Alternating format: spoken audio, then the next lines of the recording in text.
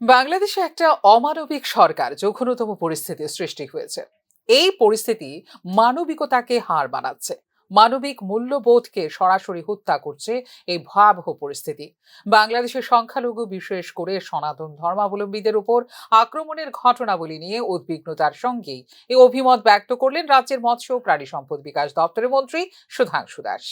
বৃহস্পতিবার মুখ্যমন্ত্রী মৎস্য বিকাশ যোজনা, প্রধানমন্ত্রী মৎস্য সম্পদ যোজনা 2024-25 এবং অন্যান্য প্রকল্পের অধীনে পশ্চিম ত্রিপুরা জেলার মৎস্য চাষীদের সুবিধা বিতরণ অনুষ্ঠানের আয়োজন করা হয় আগরতলা সুকান্ত একাডেমি অডিটোরিয়ামে।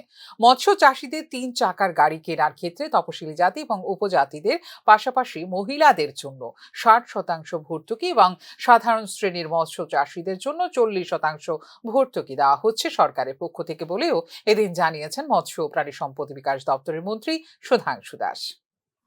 চাষিরা আমি আবেদন করব, আপনাদের কারুর যদি মনে করেন যে আপনার 3 হুইলার গাড়ি দরকার মাছ চাষ করার জন্য বা মাছ বিক্রি করার জন্য, তো আপনি অবশ্যই আমাদের আপনার পার্শ্ববর্তী যে ফিশারি অফিস আছে সেই অফিসে যোগাযোগ করুন।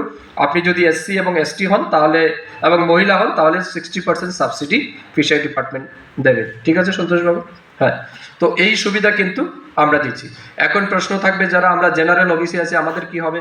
আপনাদের জন্য ফিশারি ডিপার্টমেন্ট চিন্তা করেছে, তবে আপনারা যেহেতু একটু ধনী মানুষ তার জন্য আমরা 40% সাবসিডি দিচ্ছি, 60% আপনার কন্ট্রিবিউশন করতে হবে।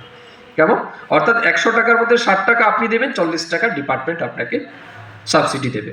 তো এই সুবিধা কিন্তু ফিশারি ডিপার্টমেন্ট আছে।